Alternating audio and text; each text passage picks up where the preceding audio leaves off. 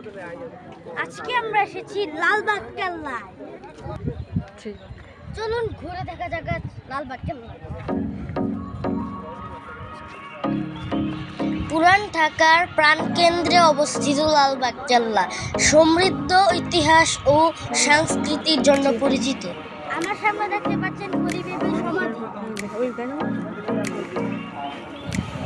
লালবাগ কেল্লা ঢাকার দক্ষিণ পশ্চিমাঞ্চলে অবস্থিত একটি অসমাপ্ত মুঘল যুগের দুর্গ।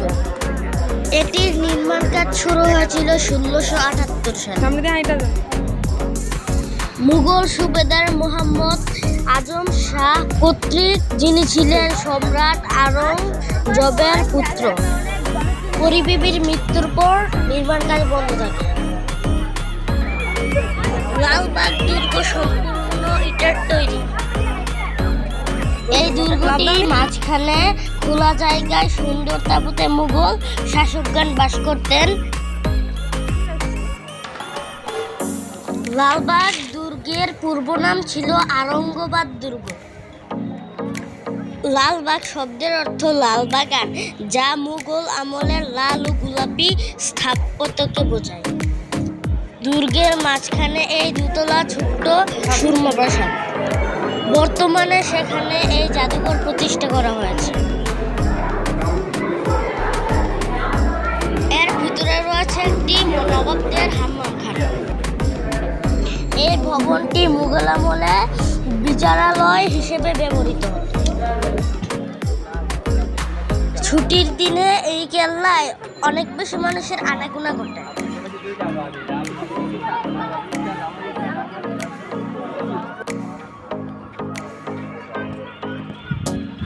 হরেক রকমের প্রজাতির ফুল গাছে কেল্লাটি সুসজ্জিত।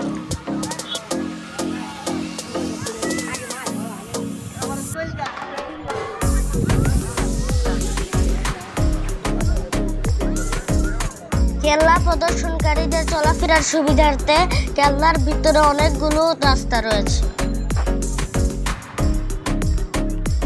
অনেক বিদেশি পর্যটকেরা এই জায়গাটি ভ্রমণ করতে আসেন। ১২ বছরের কম বয়সী শিশুদের জন্য এর এন্ট্রি ফি ১০ টাকা। প্রাপ্তবয়স্কদের জন্য এই টিকিট মূল্য ৩০ টাকা।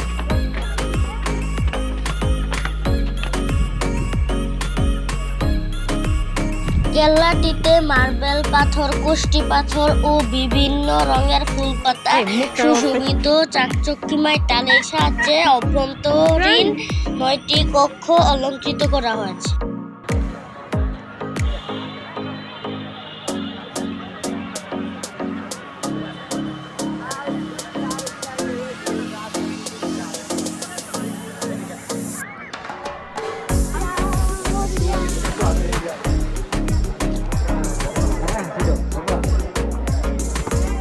বিভিন্ন রকমের রং বেরঙের ফুল সকলের মনকে আকৃষ্ট করে।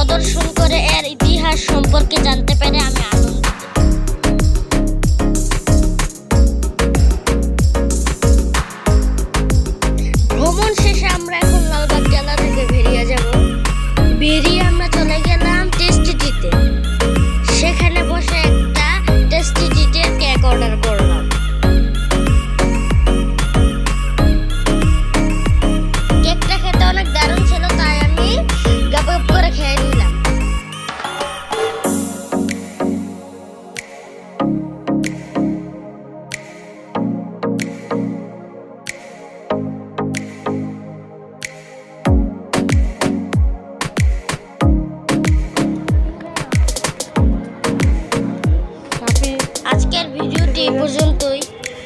সবাই ভালো থাকবেন